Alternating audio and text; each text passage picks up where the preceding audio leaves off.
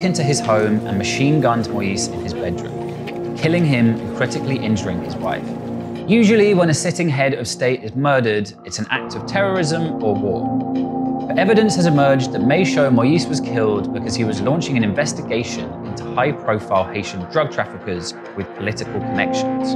This is how drug cartels may have killed the president of Haiti.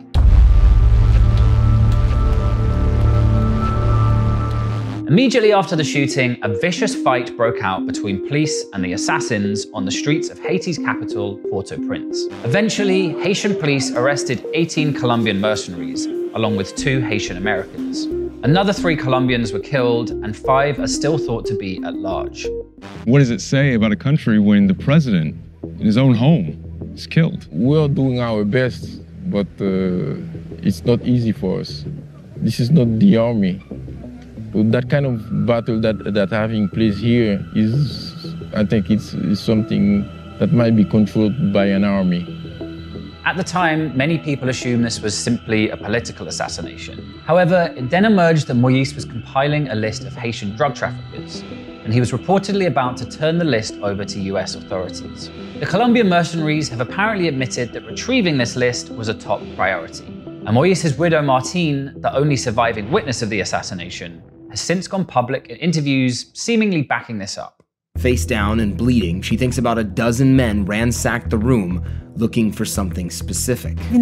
They came to find something because I heard them saying, "That's not it, there it is," which means they found what they were looking for. Even more confusing in all this is that some of the alleged drug traffickers on Moïse's list were the very people who put him in power in the first place, the people who really run Haiti.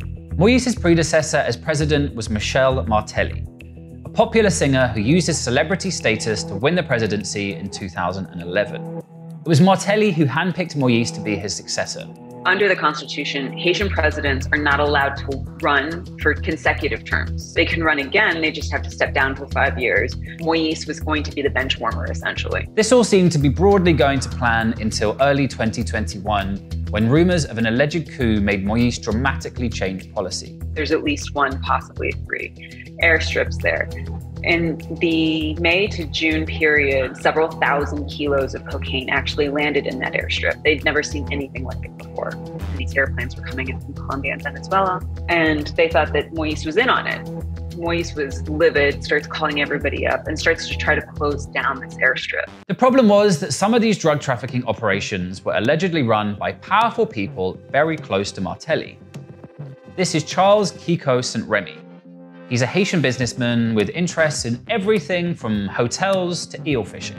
He's openly admitted to trafficking drugs in the past, but insists his current businesses are legitimate. However, across international law enforcement, the assumption is that Kiko is still a major player in Haitian drug trafficking, and is reported to have been one of the key names on Jovenel Moïse's list. He also happens to be the brother-in-law of the former president, Michel Martelly. Drug dealers, people who are involved in the drug business, are ruthless killers.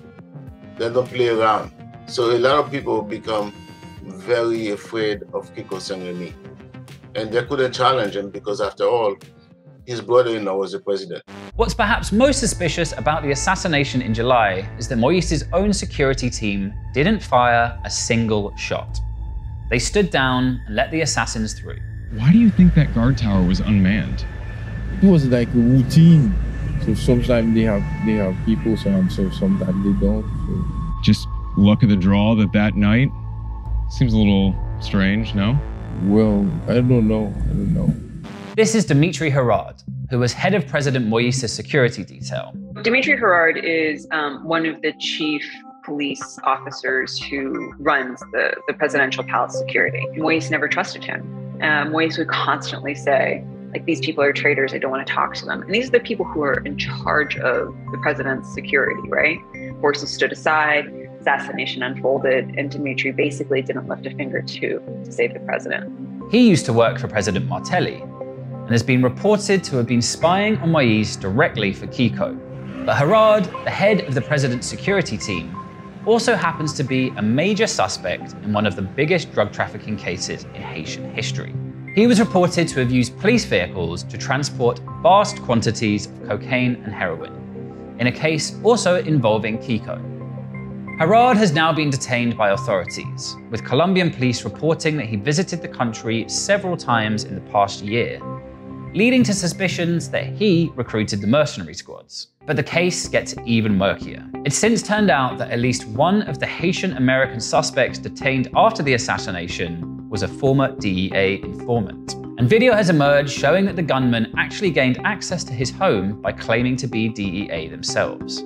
At least 2 of the main suspects in the assassination were former DEA informants. Drug dealers flipped by the DEA to become informants. And these are people who killed Haiti's president. The war on drugs has basically led US foreign policy for several decades now. And the DEA feels no need to answer any questions. Drug corruption is so endemic in Haiti that it's even spread to the DEA mission there itself. Whistleblowers have alleged that millions of dollars have been misappropriated, and that DEA operatives were even giving tip-offs to Haitian traffickers, including Kiko. In 2021, the US Office of Special Counsel issued a formal reprimand to the agency because of the situation in Haiti. They are certainly not going to give up their lives at the battlements for some cause. There is no cause for them. Their cause has always been greed and violence. High-level drug corruption is nothing new in Haiti. The country sits almost exactly halfway between South America and Florida. And its poverty, unstable politics, and lack of rule of law make it an ideal hub for narco-trafficking. The trade exploded in the 1980s with the American cocaine boom, and the Haitian elite got involved almost immediately. The most recent estimates indicate that 8% of cocaine that enters the US will come through Haiti or the Dominican Republic, which share one island.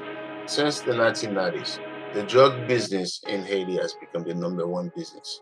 Many politicians who got elected in parliament, who became ministers, are involved somehow with the drug trade. As so often with the war on drugs, this is a complex case. And we can't pretend that Jovenel Moïse himself was some kind of super clean anti-corruption warrior against the drug cartels. In fact, Moïse was widely accused of maintaining control through links with violent Haitian street gangs, in particular the G9 and its leader Jimmy Barbecue Cherizier. Cherizier is a former cop who quit the force to become a kind of street godfather, unifying 9 of Haiti's biggest criminal gangs under his control as the G9. It's also alleged that he was strongly allied with the Moïse government, receiving weapons and protection from the police in return for attacking areas that voted against the government. Do you see G9 and yourself as a legitimate authority here in Haiti? Nous connaissons que nous sommes force politique, nous sommes structure sociopolitique, sont structure sociopolitique cap goumé pour moun ki pi mal yo pour nous comment nous capable. A social political movement that carries around pretty large weapons. But for all of Cherizier's posturing as a defender of the poor, he's accused of carrying out brutal massacres, often on behalf of the Moïse regime.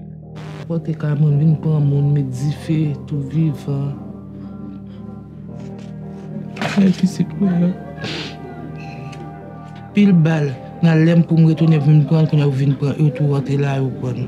Donc pour lem gen balle. Who do you blame for your son's death? Barbecue avec ne caché du feu. Do you think President Moise is in any way connected to the surge in violence here? Oui, monsieur son ancien policier lié. Mbadou se rapproché président lié, sécurité président lié, gen battre le national la mondial. Des plein sponsors, des non boîte là. Les gars là, la petit peuple là. Pas pile pas paquet. Et Jovenel lui-même moi tout ça nèg là fait. Il va jamais dire non, il va jamais mettre au statut, il va jamais mettre la patte sur lui. Je le fais nous qu'à faire ça tout. First he talks